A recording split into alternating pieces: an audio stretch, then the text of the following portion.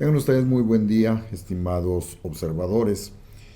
Quiero hacer unas rápidas reflexiones respecto a una fecha que próximamente nos aborda y que será el 27 de septiembre de este 2021, fecha en la que se conmemora el bicentenario de la consumación de la independencia desde la perspectiva, por supuesto, de los consumadores.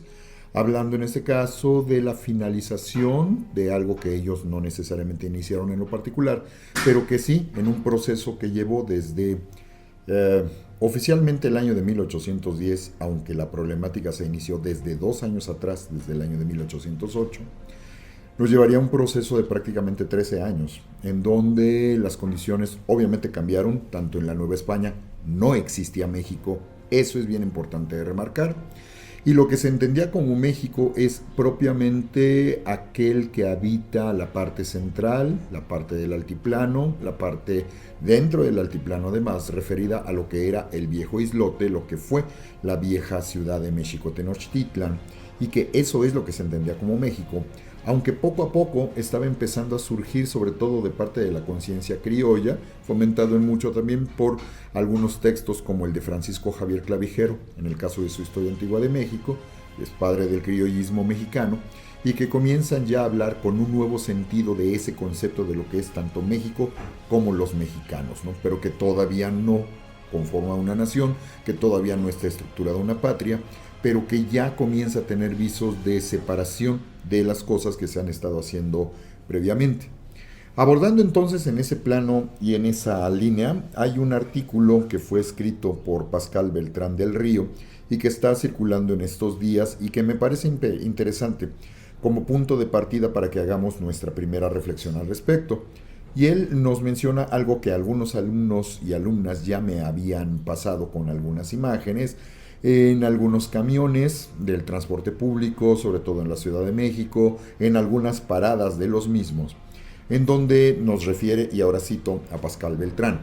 estampado en autobuses urbanos de la capital y presente hasta ayer en internet,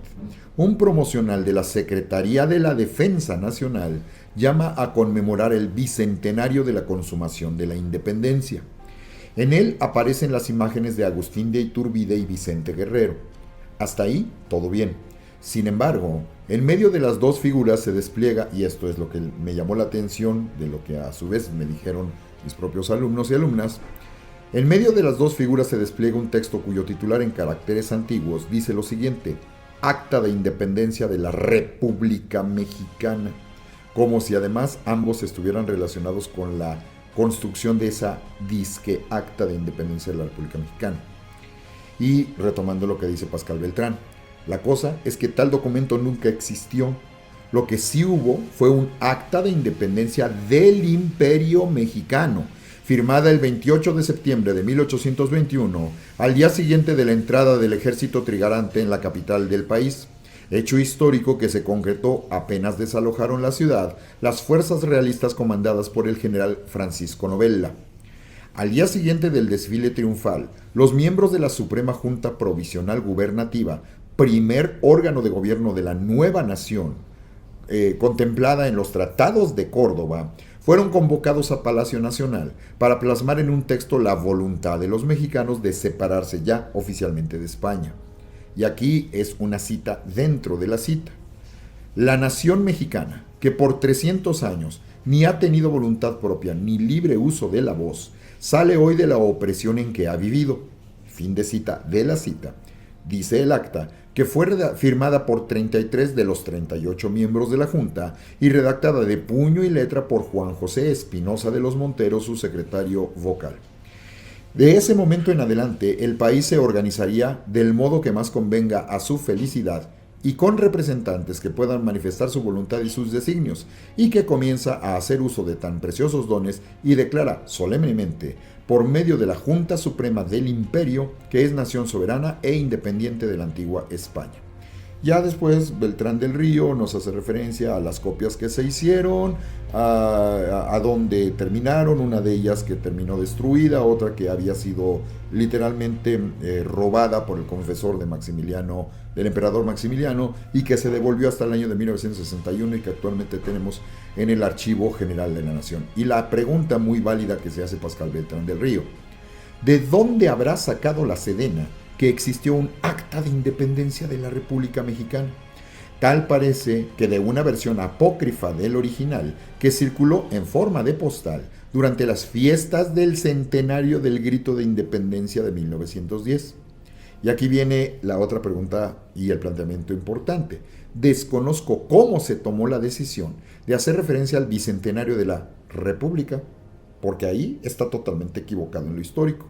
Solo sé que esta comenzó a existir, cosa que es cierta, con la Constitución de 1824, promulgada en octubre de ese año, días antes de la toma de posesión de Guadalupe Victoria, primer presidente de México. Entonces, Pascal Beltrán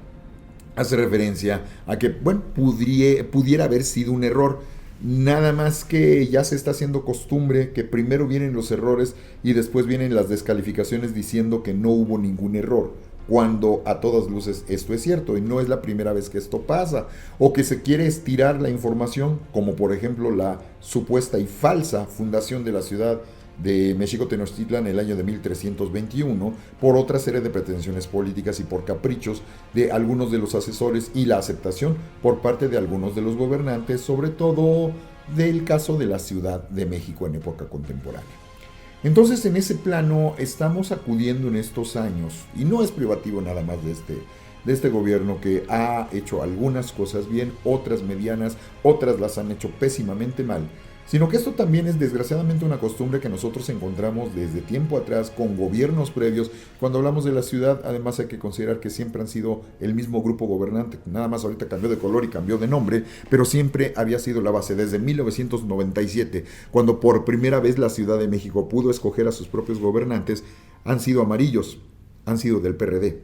Y nosotros sabemos qué fue lo que pasó con el PRD y cómo se ha constituido, sobre todo para los últimos 3 años. Y es en ese plano donde hay una línea de no querer reconocer cuando hay equivocaciones. Todos nos equivocamos, no pasa ningún problema. La bronca es cuando uno no lo quiere reconocer, uno no lo quiere aceptar, uno no lo quiere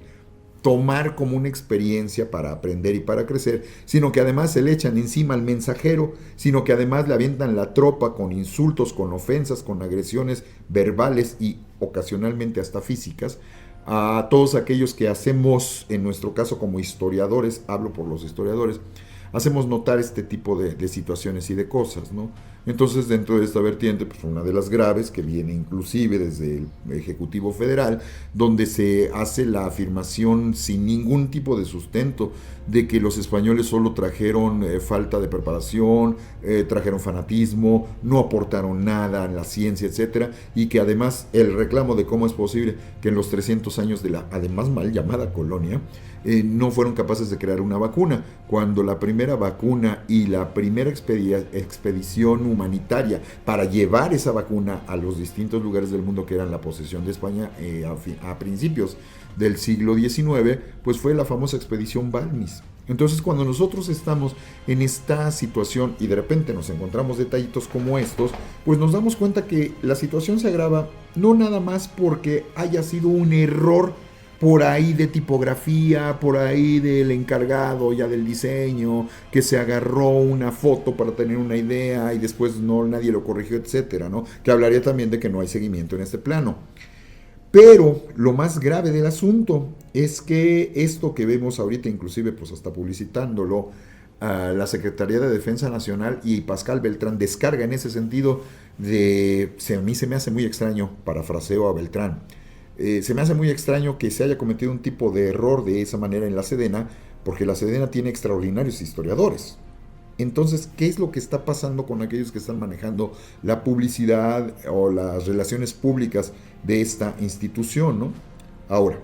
el otro punto grave con el que quiero cerrar esta parte es esta mala información que nos ha hecho creer que hubo un gran traidor que fue el que trató de convencer a los mexicanos de llegar a la independencia para después él malévolamente coronarse emperador de los mismos, ¿no? Esto es total, absoluta y definitivamente falso.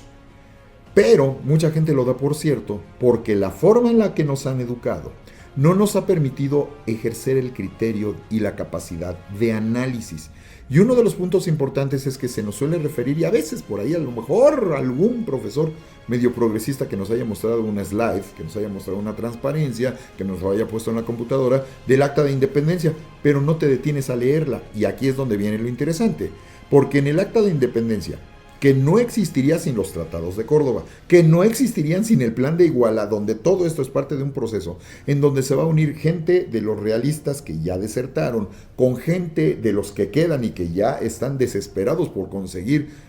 algo a su favor. En el caso de los insurgentes, el movimiento estaba prácticamente ya reducido a la zona de la guerrilla, donde podría haberse extendido muchos años más sin conseguir ningún objetivo. Donde Vicente Guerrero también está abierto al diálogo, eso es bien importante que lo tengamos presente, y logran en una sucesión de 4 cartas ponerse de acuerdo para sentarse, para platicar, para dialogar y llegar finalmente a la formación del Ejército Trigarante, que, por cierto, su nombre oficial no es Ejército Trigarante, su nombre oficial es, entérense los que no lo sepan, y recuérdenlo los que ya lo saben, Ejército Imperial de las Tres Garantías. Ese es el nombre concreto, formal y oficial. Y si nos dicen que es Ejército Imperial de las Tres Garantías, creo que ahí ya queda muy claro que si alguien pretende coronarse o engañar a los demás, desde el nombrecito ya se le pondrían al brinco, ¿no? Si dudamos al respecto, vamos a leer el texto rápidamente. El texto completo es corto, es una página nada más, del Acta de Independencia del Imperio Mexicano, pronunciada por la Junta Soberana, congregada en la capital el 28 de septiembre de 1821. Recuerden que entraron el 27, que es el día que se toma como el de la consumación, y el acta la firman al día siguiente, el 28 de, incluso como lo escriben ellos, 28 de septiembre. Y aquí cito ya el corpus del texto, porque leí solo la introducción. La nación mexicana, que por 300 años ni ha tenido voluntad propia ni libre uso de la voz, sale hoy de la opresión en que ha vivido.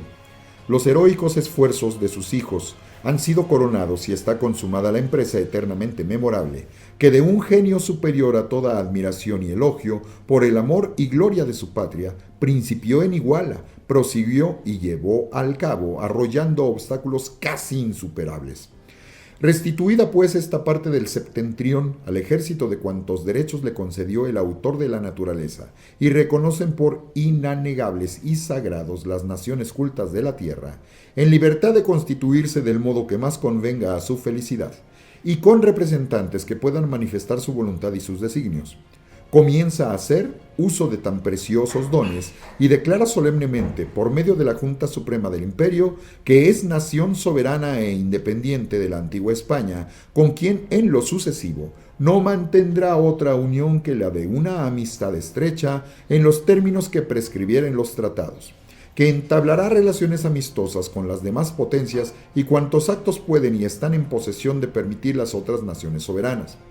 que va a constituirse con arreglo a las bases que en el Plan de Iguala y Tratado de Córdoba estableció sabiamente el primer jefe del Ejército Imperial de las Tres Garantías, y en fin que sostendrá a todo trance y con sacrificio de los saberes y vidas de sus individuos, si fuere necesario, esta solemne declaración hecha en la capital del Imperio a 28 de septiembre del año de 1821, primero de la independencia mexicana. Fin de cita. Eso es lo que dice el Acta de Independencia, y si nos fijamos, 3 ocasiones por lo menos hace referencia a que esto va a ser un imperio y que hay una junta soberana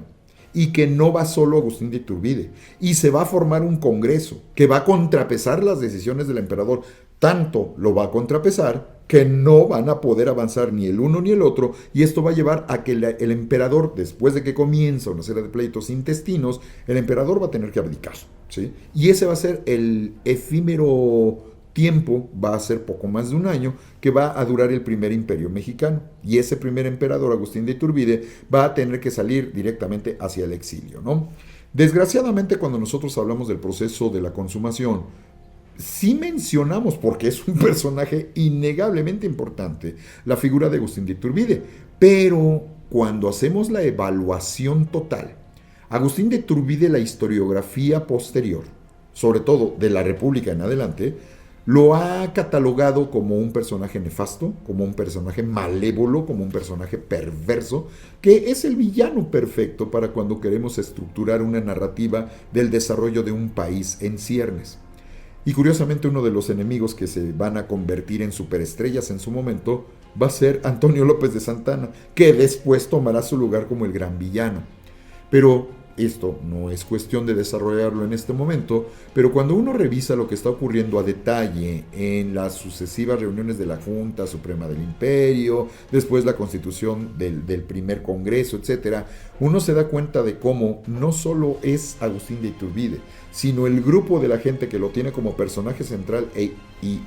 absolutamente infaltable dentro de todo el proceso de formación política del nuevo territorio, sino que además la Vox Populi, el pueblo bueno, al que tantas veces hacemos alusión en época contemporánea, le van a dar epítetos y calificativos que a él también le van a hacer que pierda piso. ¿Sí? Y ahí nos vamos a encontrar barberos, nos vamos a encontrar lamezuelas, nos vamos a encontrar gente obcecada en tratar de decir tú eres lo máximo, lo van a llegar a catalogar, son, si mal no recuerdo, más de 900 panfletos los que se tienen contabilizados que circulaban diciéndole que podía ser desde el rayo de Júpiter, así literalmente,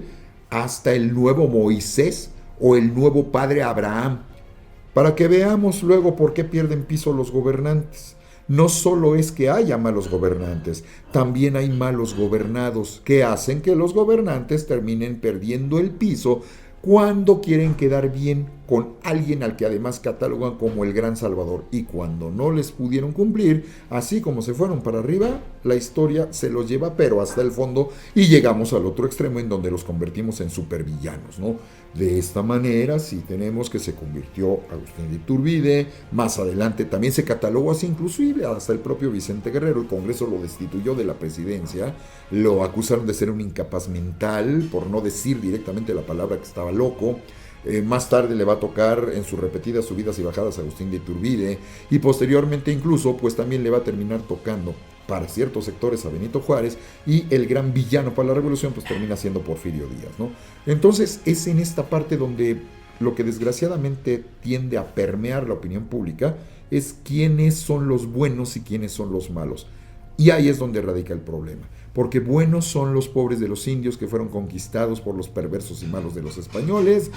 buenos van a ser los insurgentes que lucharon en contra de los perversos españoles que no les quieren conceder su libertad, buenos van a ser los liberales que lucharon incansablemente en contra de los malditos conservadores, buenos van a ser estos buenísimos de los pobres sometidos de los campesinos, en contra de la tiranía de los hacendados que nada más los quieren explotar, ¿no?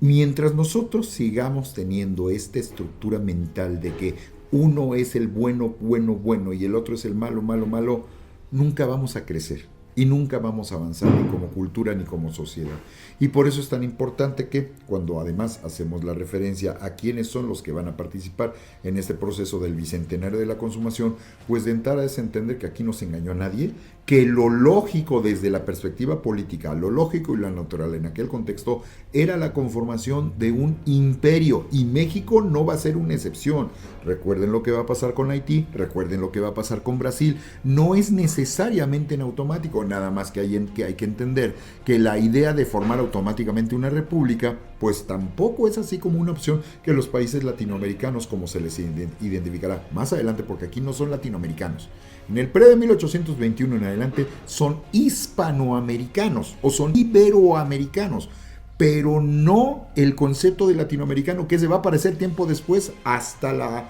segunda intervención francesa. Y aquí creo que se están dando cuenta en esta reflexión que estamos haciendo juntos, creo que se están dando cuenta que hay ciertas cosas que desconocemos de nuestra historia, que han estado ahí, pero que los distintos regímenes de gobierno, sobre todo los emanados de la posrevolución, y esto implica que llevamos 100 años con ello, y que implica que también hagamos una revisada de cómo se ha constituido el sistema de enseñanza pública por parte de la Secretaría de Educación Pública, que acaba de cumplir 100 años,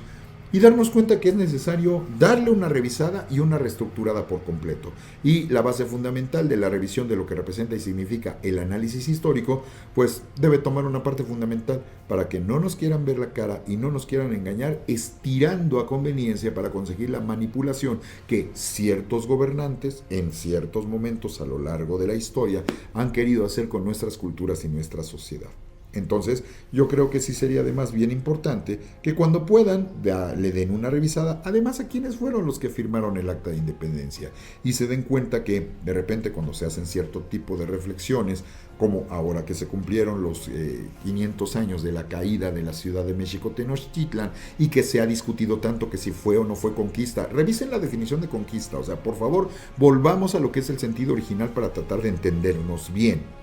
Pero no es la conquista de un México que además no existe, y que es una serie de sucesiones de respectivas conquistas a lo largo de 300 o hasta 350 años. Y cuando hablamos de la formación de este México independiente, no crean que a partir del 28 de septiembre todo empezó, de 1821, todo empezó a funcionar perfecto, porque tampoco fue así. Y así como fue complicado los distintos procesos de las conquistas, pues también va a ser complicado los distintos procesos de la forma de entender y aplicar la independencia en estas tierras, ¿no? Ya para qué les digo de la revolución, y ya para qué les digo de las transformaciones que también malamente se apoyan en malas interpretaciones históricas. Y esto nos permite entender por qué tenemos el divisionismo que tenemos en época contemporánea, y el gran reto es cómo le hacemos para cambiar esto. En esas estamos, y nos falta mucho por conseguir salir adelante. Ustedes tienen la palabra. Muchísimas gracias.